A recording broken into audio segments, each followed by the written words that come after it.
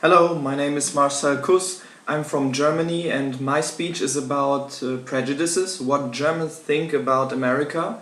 And I want to build up my speech like this. I want to talk first about the negative prejudices, then I want to talk about positive prejudices, and at the end about neutral and funny prejudices that Germans have towards Americans or America.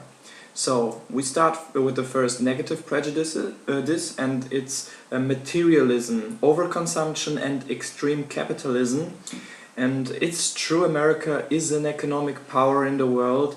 There is economic materialism, and I got a diagram here from 2010, and it says that America is on first rank with a GDP of $14.7 trillion, and in comparison to that, Germany has a GDP of $3.3 trillion. And yeah, Americans may be seen as caring about nothing but money and judging everything by its economic value, scorning those of lower socioeconomic status. So the next negative prejudice is gun-loving violent culture, and of course I know a lot of Americans who own a gun, and a lot of Americans are hunters. They go into the woods and hunt. Others use their guns for self-protection. That means not that they always deal with the gun. Sometimes often they just have it in their cupboard and use it for in a real emergency. And there are also people who are just using it for sport, like just shooting at objects in the woods somewhere where they don't disturb anyone. But it's fact that America has the highest death rates, and the United States is ranked number one with a gun ownership rate of 88.8. Kentucky leads the nation with the most gun owners. But a research from 2011 says that 15.7 million Americans older than 6 went hunting, and that's also a lot. So the next negative prejudice is arrogance and boastfulness.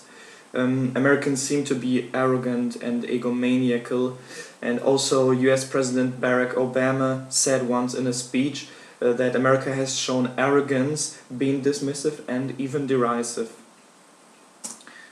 So next negative prejudice is unwarranted military intervention. Americans want to be the world's policemen and believing that the entire world needs their help, even if it means military intervention and civilian casualties. But I think Americans have only their interventions in situations that really belong to them, relate to their problems, like Iraq and Afghanistan, and I don't think that Americans want to be with the military in every single country. Yeah, that's what I think.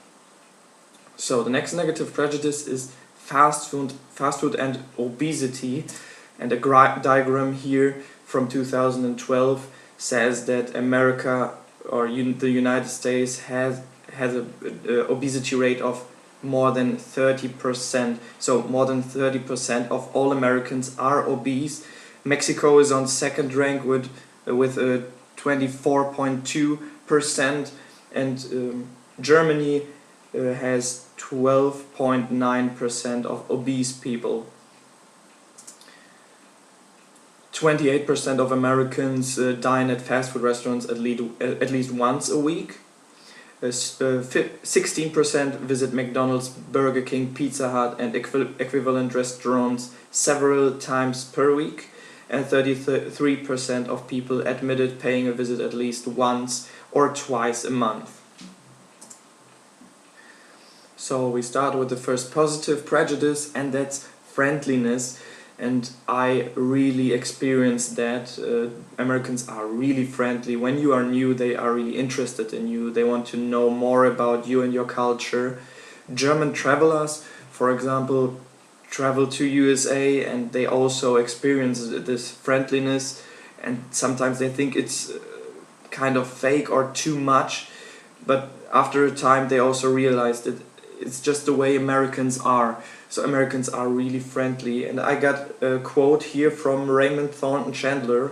He was an American novelist and screenwriter, and he said, "The keynote of American civilization is a sort of warm-hearted vulgarity. The Americans have none of their irony of the English, none of their cool poise, none of their manner, but they do have friendliness. Where an Englishman would give you his card, an American would very likely give you his shirt." And that shows also the friendliness. So the next positive prejudice is hardworking. Americans are stereotyped as hardworking people, whether in their jobs or other matters. And here I have a diagram. It shows who works the most, and it shows the average hours worked per person per year. And America has a person in average works 1,700 hours per year. In comparison to that, Germans work 1,400 hours. 1,400 hours per year. And the last positive prejudice is team spirit in sports. Americans are known for their fighting and awesome team spirit in sports, and that's also what I experienced. I played soccer in the NAIA, and it was amazing because in the team people pushed each other, motivated each other. You got a lot of feedback from the coaches and also motivations, and it was an awesome time. So now we start with the neutral and funny prejudices, and the first topic is high school or college, and the prejudice is like this: the quarterback is only in a relationship with a cheerleader. Germans think that because they watch movies, American movies, where you always or mostly see the quarterback going out with a cheerleader, but of course that's not always the case, because in in university I've been in Florida, the quarterback was in a relationship with a non-student, so this is not true in every case. So the next one is college parties are crazy, alcohol consumption, beer pong, flip cup, and so on. And Germans think like that because they watch movies like American Pie or Project X, where you see real hard parties. I also experienced that there are parties where there's a lot of alcohol consumption, but that's a prejudice. Not every party is like that. So next one is all school buses are yellow, and Germans watch series like The Simpsons, where the school bus is yellow and every school bus is yellow.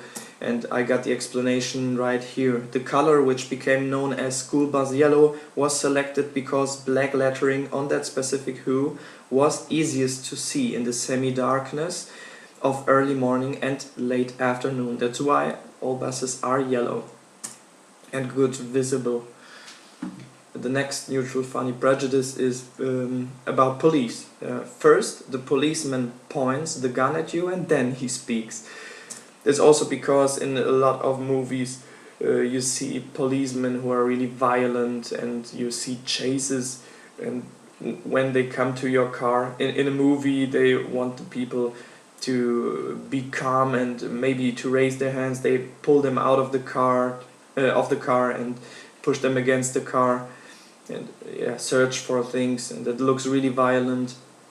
But of course policemen can be really friendly. I experienced that also in my time in the USA, where a policeman just stopped me, he was relaxed and just asked for the papers and the documents, and it was fine. So the next one is housing. Americans enter their house only through the garage, and that's true. A lot of Americans use their door in the garage. They park their car in the garage and then they enter their house through that door. Americans also have a front door, but I think it's the easiest way to get into the house and the fastest way to go through door in the garage. So every house looks the same, garage, garden and a pool. That's of course not the truth, because not every house has a pool, not every house has a garden, even a garden, and that's maybe the way how an American suburbia looks like, but it's of course not everywhere. There are also flats in America. And the last neutral funny prejudice is something geographical. It's Americans do not know where Germany is, or they have no knowledge of Germany. That's I picked up this point because someone really asked me, where are you from? And I said, I'm from Germany. And then he asked me, did you drive by car? And that shocked me a little bit, because you should know that Germany is overseas and you can't drive by car. So and another person also asked me, is Hitler still your president? What shocked me also, because you should know that Hitler died in World War II, and he wasn't even a president, he was a chancellor. That's something you should know, but it's a prejudice, not everyone thinks like this. I know also people who really have a good knowledge of history, also German history, or know a lot of Germany because they have also been there, and yeah, that's a prejudice. So I think prejudices occur only when when you want to explain the whole by just knowing a part of it. A German does not know every American, and he cannot know everyone, so he just picks all the stuff he knows and wants to explain the whole thing by this experience, or the things he heard of or he has seen also in movies. And of course not every prejudice is true, and also it is not really wrong. So I thank you very much. This was the final speech. I hope that everyone made good experiences in this class. I learned a lot in this class in public speaking, and thank you very much for this experience, and I wish you for the next classes a wonderful time. Thank you very much.